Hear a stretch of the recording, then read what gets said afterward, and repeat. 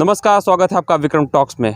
हमने आपसे विक्रम टॉक्स में वादा किया है कि हम ऐसी शख्सियत से मिलाएंगे जिनकी वजह से कहीं ना कहीं समाज और देश में कई सारे बदलाव हो रहे हैं। ऐसे ही आज हम इस कड़ी में आपको मिलवाने जा रहे हैं चंद्रशेखर आज़ाद जी के पौत्र अमित आज़ाद से। अब आपको और किसी भी देशवासी को ये नहीं पूछना पड़ेगा कि आखिर चंद्रशेखर कौन है या हम उनके बारे में बताएं। वो एक ऐसे देशभक्त हैं जिनकी वजह से ही आज हम आज़ाद देश में सांसें ले पा रहे हैं। तो हम बुलाते हैं अमित आज़ाद जी, आपका बहुत बहुत स्वागत है। जी, आपका भी स्वागत है और सभी श्रोतागणों का भी बहुत बहुत स्वागत है। विक्रम भाई, मैं आपको यही 15 अगस्त का जो पावन पर्व है उस पर मेरा संदेश तो यही होगा कि हमारे देश ने जो शहीद क्रांतिकारी थे, चाहे वे शहीद अशफाक उल्लाह खान ठाकुर, रोशन सिंह, राजेंद्र लाहिड़ी, अशफाक उल्लाह खान, सुभाष चंद्र बोस जी, इन सभी लोगों ने देश के लिए अपनी आहुतियाँ दे दी और इन लोगों ने उफ़ तक नहीं किया।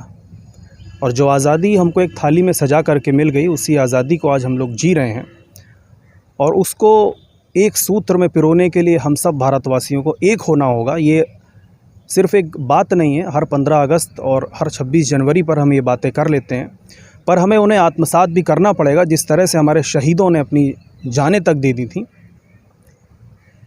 ठीक उसी प्रकार से अगर मैं कहूँ कि मैं भी आज़ाद जी का वंशज हूँ तो ये एक अतिशयोक्ति होगी। मेरा कहना ये है कि पूरा देश उनका वंशज इसलिए है क्योंकि उन्होंने पूरे देश के लिए अपनी जान न्यौछावर कर दी थी और जिसके लिए हम अपनी जान न्यौछावर कर देते हैं वो किसी वंश से कम नहीं होता है। अमित आज़ाद जी, सबसे बड़ी बात, स्वतंत्रता हमें इतनी मिल चुकी है, आज़ादी इतनी मिल चुकी है, लेकिन कहीं ना कहीं जिन क्रांतिकारियों की वजह से आज हम आप या देशवासी खुली सांस ले रहे हैं, कहीं ना कहीं क्या लगता है कि आज के जो युवा हैं उनके बारे में, उनके इतिहास को कम बताया जा रहा है या उनके बारे में कम जानकारी है? जी, आप सही कह रहे हैं। देखिए, जो हमारा युवा है, हमें जो हमारी किताबें थीं, जो लिटरेचर्स था, जो इतिहास में पढ़ाया गया, अब हमें वर्तमान पर उतरना पड़ेगा और वर्तमान में हमें देखना पड़ेगा हम अपने जो यूथ है, जो युवा है, उसको हम किस तरह से उसको हम बता सकते हैं कि हमारे क्रांतिकारी क्या थे, हमारे देश की संस्कृति क्या थी। 1 अरब 96 करोड़ 8,53,000 से भी ज़्यादा पुरानी हमारी संस्कृति है। उसको हम कैसे अपने जो यूथ है उसको बता सकें, क्योंकि यूथ आजकल बुक्स में नहीं, क्योंकि बुक्स में तो किताबों में बहुत कुछ लिखा हुआ है पर शायद वो युवाओं को नहीं पता है। इसलिए हमें आज का जो हमारा मोबाइल प्लेटफॉर्म है, OTT प्लेटफॉर्म है, इस पर जा कर के एक नए आयामों के साथ हमारे युवाओं को बताना पड़ेगा। शहीदों की गाथाएं उस पर हमें लेकर के जानी होंगी, जिसका ही एक क्रम है।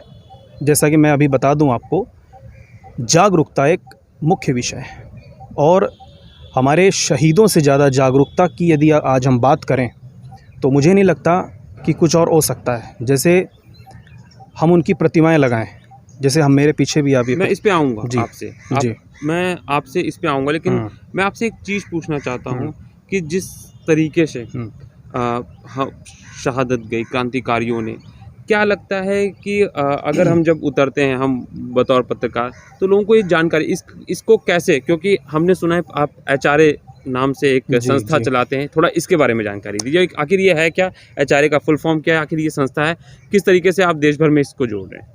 देखिए, आपने HRA के बारे में पूछा तो हिंदुस्तान रिपब्लिकन आर्मी इसका फुल फॉर्म है और ये शहीद अशफाक उल्लाह खान, राम प्रसाद बिस्मिल साहब, सचिन नाथ सान्याल जी ने इसको शुरू किया था। मुख्य रूप से सचिन नाथ सान्याल जी ने शुरू किया था। बाद में हमारे शहीद चंद्रशेखर आज़ाद, अशफाक उल्लाह खान ठाकुर, रोशन सिंह, प्रेम कृष्ण खन्ना, ये राजेंद्र लाहिड़ी, ये सारे ही इसमें जुड़े और हमारा एक जो काकोरी कांड, जिसे हम स्वर्णिम अध्याय कहें, उसको हमारे भारत को दिया, जिससे ब्रिटिश हुकूमत की जड़ें उखड़ गई अपनी जगह से। तो वो ही ये HRA है जिसने भारत के अंदर इस देश को जो आज़ादी दिलाई, वो हमारे कहा जाए HRA के माध्यम से हुई तो कम नहीं, क्योंकि इसमें भगत सिंह भी सक्रिय सदस्य थे, आज़ाद जी भी सक्रिय सदस्य थे। तो जो आज़ादी है वो हमारे HRA की बदौलत ही आई और मैं आपको बता दूं, आज भी वही HRA जीवंत है, जो कि क्रांतिकारी प्रेम कृष्ण खन्ना जी मेरे पिताजी को इसका भार सौंप करके गए और आज भी मेरे पूज्य पिताजी इसके राष्ट्रीय अध्यक्ष हैं, मैं इसमें राष्ट्रीय उपाध्यक्ष हूँ और पूरे ही भारत में जितने भी प्रदेश हैं वहाँ पर हर जगह इसके प्रदेश अध्यक्ष हैं अलग अलग। कोई हम सब गैर राजनीतिक हैं, किसी राजनीति से मतलब नहीं है। हम सब लोग बस एक जो शहीदों एक के मिशन पे लगे हुए हैं आप लोग। एक मिशन पर लगे हैं कि किस प्रकार से शहीदों का जो सपना था, जो शहीदों का भारत था, उसको हम पुनः जीवंत करें। शहीदों के सपने की बात की आपने। जी, शहीदों के सपने की बात की। जी मैं आना चाहूँगा इन पे, जी इन महापुरुषों के बारे में आप क्या बताएं। हम अपने पीछे देख सकते हैं कि जी, भगत जी, सिंह, जी। सुभाष चंद्र बोस, चंद्रशेखर आज़ाद जी की प्रतिमाएं।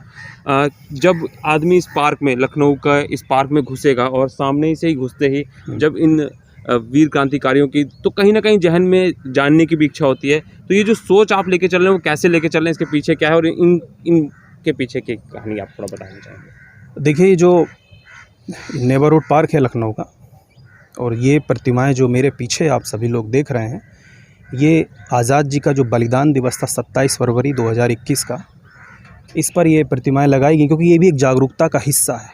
जब यहाँ से गुजरते लोग इसको देखते हैं तो उनमें पुनः वही जोश जागता है कि ये भी एक शहीद थे और हम आज क्या कर सकते हैं।